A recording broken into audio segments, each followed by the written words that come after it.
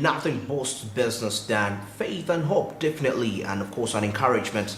In most cases, some of the very key factors. Sometimes, despite the hard work, we work very hard, and sometimes our financial, our financial state doesn't reflect our hard work, and sometimes we get discouraged. But of course, that's why we come up with the business tips and quotes. And this morning, quite a very interesting aspect for you as an entrepreneur. And like I always say, these are quotes that were written by people that we emulate, and they come out of experience. They're not just head knowledge regarding that. But of course, before we get all there, all this is powered by Zabu.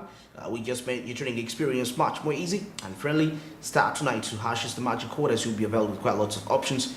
You can buy government bonds and securities with as little as 15,000 Ugandan shillings. And of course, the market's opening at 8:15 a.m. and closing exactly, that is 3:15 p.m. East African time, Monday to Friday, except on the public holidays when the markets are not in operation, and also on the weekends. But of course, the rest of the days, you can feel free to really make money and profits as much as you can at any part of the country, at the ease, at home, you're anywhere, you're in every region. As long as you're in Uganda and you have your phone available, securities will be a possibility. Zabu, my money, my future. I'll take East Africa, do something new.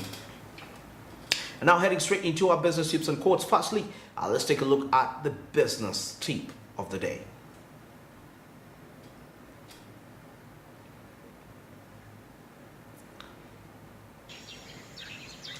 Now, the business tip of the day says that 20 years from now, you will be more disappointed by the things you didn't do than the ones you did. So throw off the bowlines and of course sail from the safe harbor.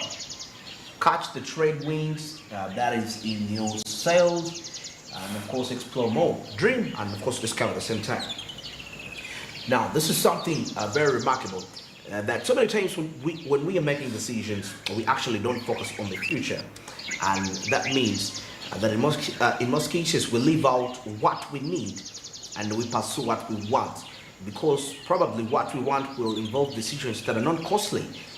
Probably it's not going to cost you something because you're pursuing what you want. But when it comes to pursuing what we need, we get to realize that of course there are costs that are attached to that, and we are not willing to pay that. After all, it's not what we want at the end of the day. But after years, surprisingly, what you want turns out to be a disappointment. That is as compared to what you thought something was, and you get to realize that it's not actually what you thought. What you thought it is, what it is. It's actually not what it is. There was some sort of a deception because your eyes were enclosed by a certain realm of greed, desire, and of course selfishness, and not getting to understand that this is your life at the end of the day.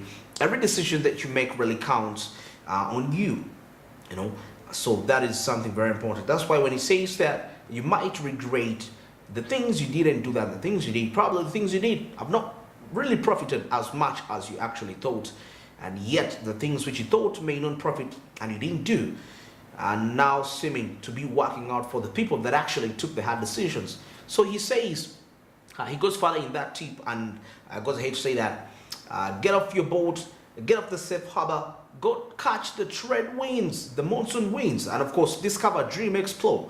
So that is something very important. You go the hard direction, definitely at the end of the day you reap something from that. Life is fair. What you sacrifice is what you will get at the end of the day, regardless.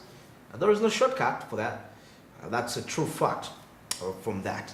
And now let's wind this up with the business quote of the day.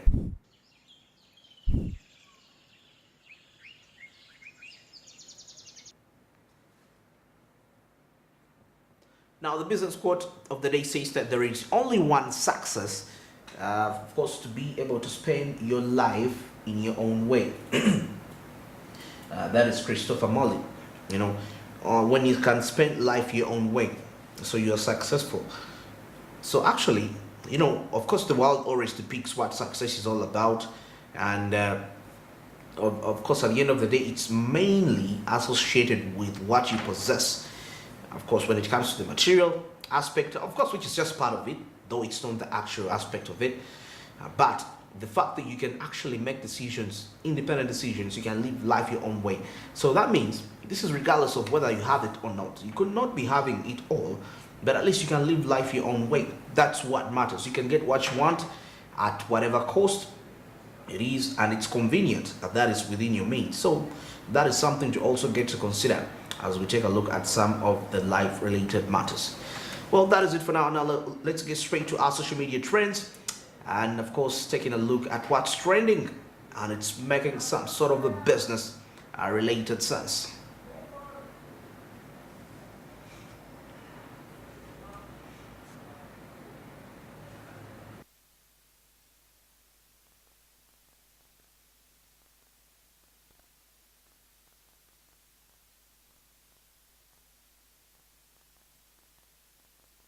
9 minutes past 8 a.m. and of course still driving your business in here, as we have quite lots of very amazing discussions. And of course, like I told you, of course in our next update we shall be taking a look at the Uganda Development Bank unveiling the $50 billion climate facility, and of course intended to promote the green economy. And of course this is something very interesting, and of course this was yesterday when the initiative was actually launched. But of course, we need to understand how is it going to work, what are the beneficiaries, and what really inspired these very aspects. Let's get into these discussions. Of course, when I return, I'll be joined with JORAM SSONKO as we have a discussion regarding this very matter. There has been limited financing for climate change financing. So this facility, for me, yes, it is small, 50 billion, about 13 billion US dollars, but it is a step in the right direction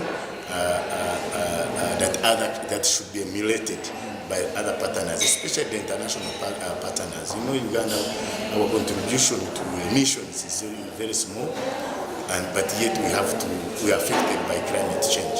So that UDB has launched this, it needs to be matched by more money from the international partners, but also the Uganda government. The budget needs to be scaled up to invest more in climate change adaptation and mitigation, because now it has reduced from 2% in 2022-23.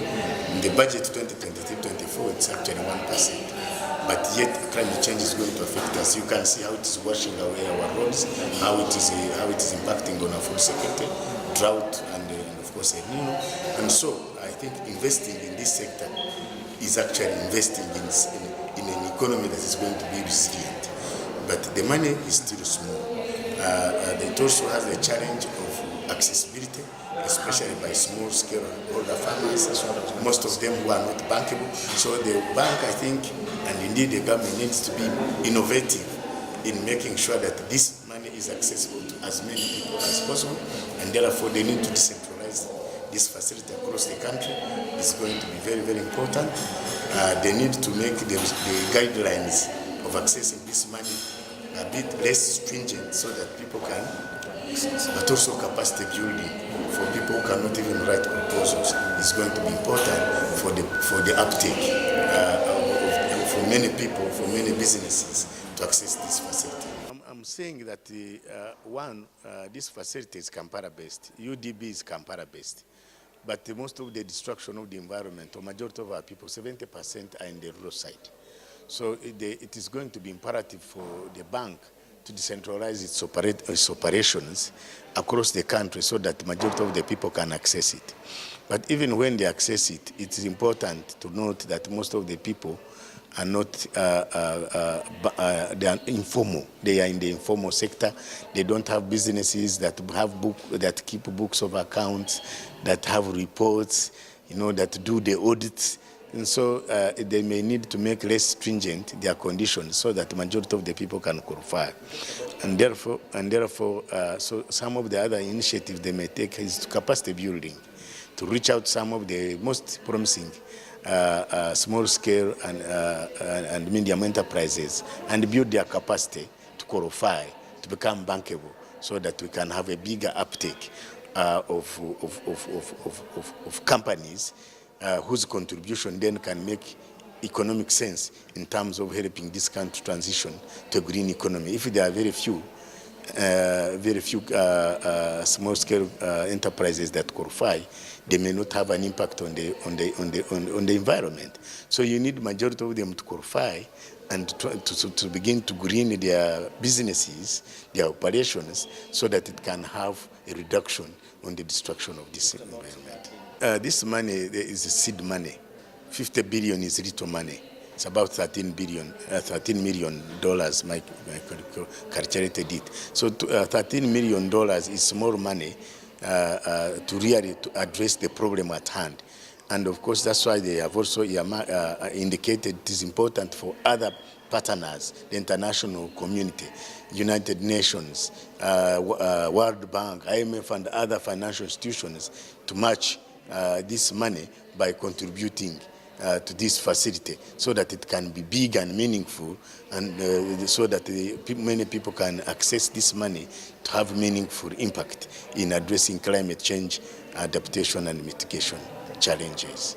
We have had several impacts from climate change in terms of the dry spells, in terms of the landslides, and mudslides we've seen in eastern Uganda, especially around Bududa district.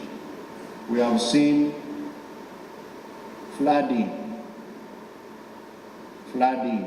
in Kasese, again in eastern Uganda, but also here in Kampala, whenever it rains. We have seen epidemics affecting crops and livestock increasing. We have seen pests and diseases. All of these are caused by human practices on the environment. They are a consequence of what we are doing with the environment. And recently we were told that we could be losing up to 3% of GDP as a result of climate change. So recognizing the need to address the impacts of climate change, the government launched the Climate Change Financing Framework in 2021, as my commission has told you. This framework provides a clear roadmap for mobilizing and managing climate finance in Uganda. It outlines a number of key priority areas for climate financing, including building climate resilient infrastructure and also promoting low carbon development. In addition, our Ministry of Finance, Planning and Economic Development has established a climate finance unit to enhance mobilization of climate financing. This is in line with our mandate of mobilizing resources to finance our development priorities for the country. I wish to thank our development partners who have supported our efforts of mitigating and building resilience against adverse effects of climate change. As we all know that there are challenges, climate change related challenges that are manifesting through weather variability in terms of drought, in terms of floods, landslides, and many others. So as a country, we need to be ready, and definitely we as a country also have committed to contribute to a number of global commitments to reduce or manage climate change. So today, Uganda Development Bank is launching this facility to help support investments and initiatives in that space. The facility, definitely for us, we look at the facility as a vehicle to pull resources from different sources, from global sources, domestic sources, from public and private sector. But as a bank, to begin with, we have allocated 50 billion into this fund as really a starter. Earlier on when I was presenting, I showed that as a bank last year alone, we approved projects in the green finance that are seeking to invest in green finance initiatives worth about 117 billion Uganda shillings. So that alone shows that even the 50 billion we've allocated, we need to do more and add more money. And basically what we did here when we were launching, we urged all the stakeholders to allocate money and support this facility to be able to drive the broader green agenda. Now, on how this money is going to trickle down to all sectors that we do support, but I think most importantly, what I see of interest here is those small people. I'll call not small that they are small, but because of small businesses mainly. And that could be farmers, our farmers in rural areas. This could be other private sector players that are relatively small or running relatively smaller businesses. So at the bank, we've developed a number of initiatives. One of them is what we call special programs. Last year, we launched these special programs that is targeting SMEs, targeting women, targeting youth.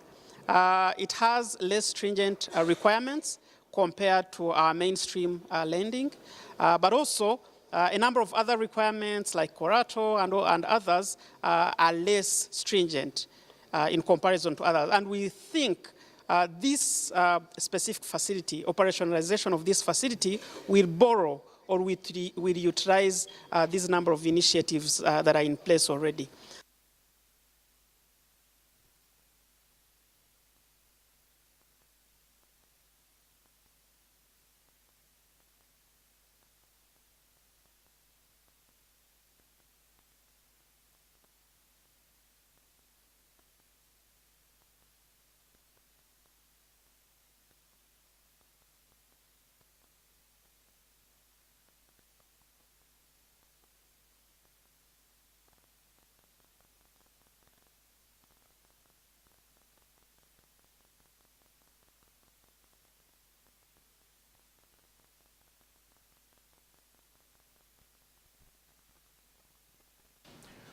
All right, and with that particular report regarding this update of the Uganda Development Bank unveiling 50 billion for climate finance facility. Now, when you look at this, the UDB, which is the country's partner in delivering socio-economic development, unveiling 50 billion Ugandan shillings as a way to promote green economy or pushing for the green economy agenda. I want to believe, Andrew, that by the look of things here, when you look at this kind of situation, the discussions around climate change, and of course, this is more like climate change financing. Exactly. Actually, it points back to the paper that the framework, actually in 2021, where the government actually came up with that matter regarding climate financing, you know. But, you know, it's also been observed that we, in Uganda, for Uganda's case, we lose about 3% from our GDP due to climate change related activities. You remember way back, you know, the sagas that have happened in Bududa. I think it's more than once when we, you know, massive landslides. And you see all this comes because most of the factors that lead to this are human activities. Human activities, very true.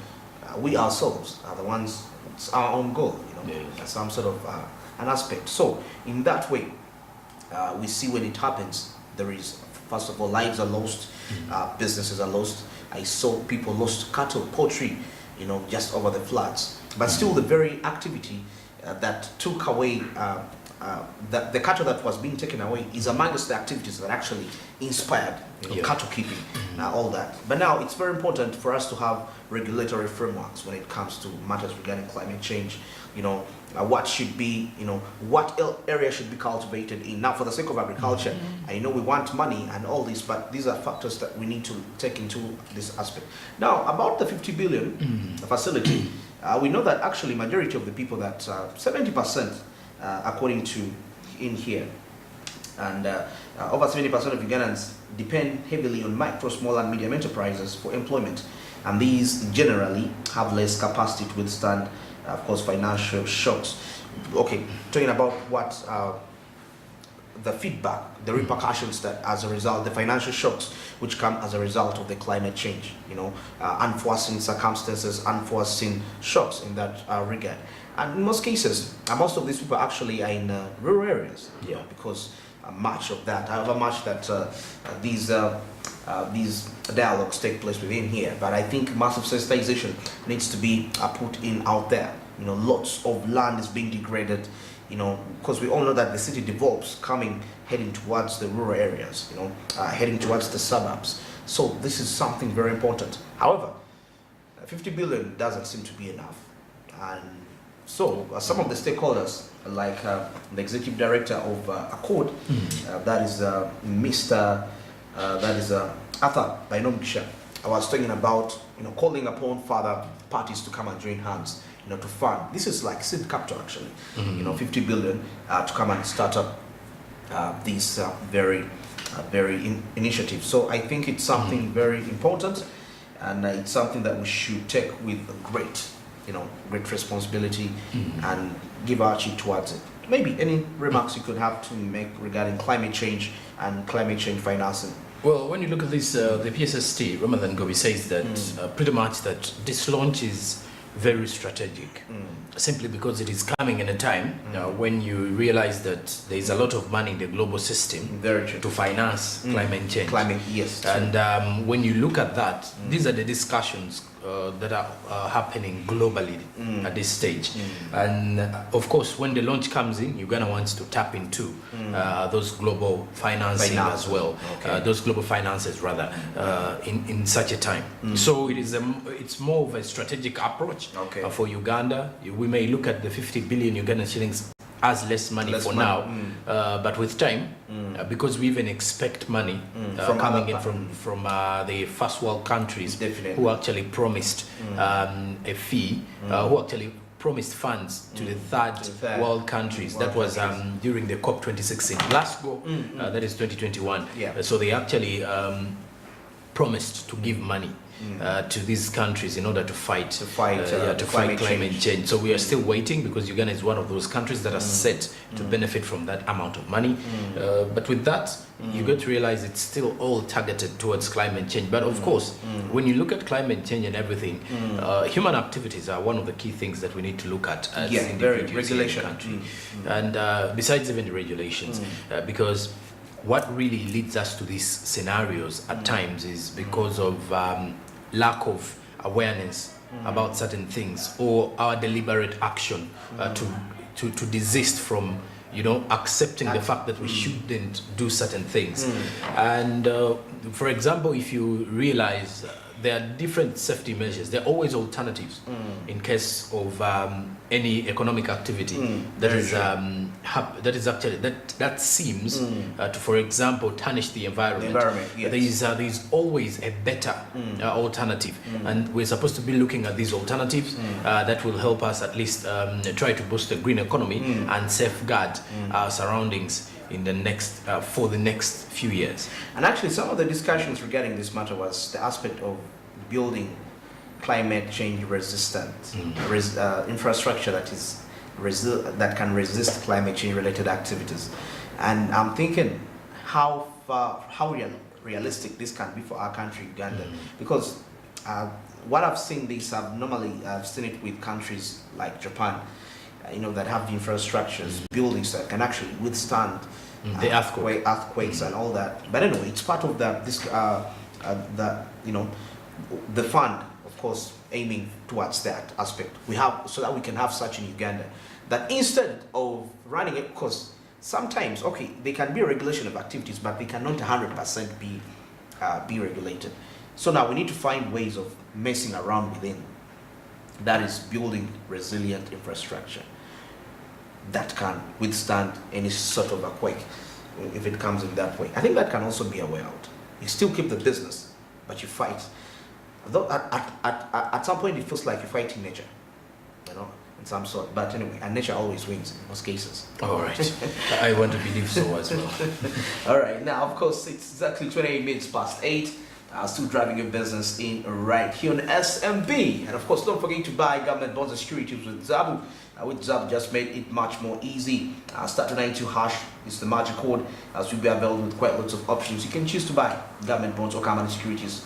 That is on with Alltex. Of course, the market's opening at exactly 8:15 a.m. and they close at exactly 3:15 p.m. That is Monday to Friday, except on the public holidays. and also on the weekends when the markets are not in operation. But of course, the rest of the days you're free to really profit on the markets as much as you can. At any part of the country where all you need is your mobile phone and dial *292#, and the rest will just work out very efficiently and automatically, and it will get you some good money. Zabu, my money, my future, altered South Africa. Do something new. And now let's get into a short break. Further discussions coming up.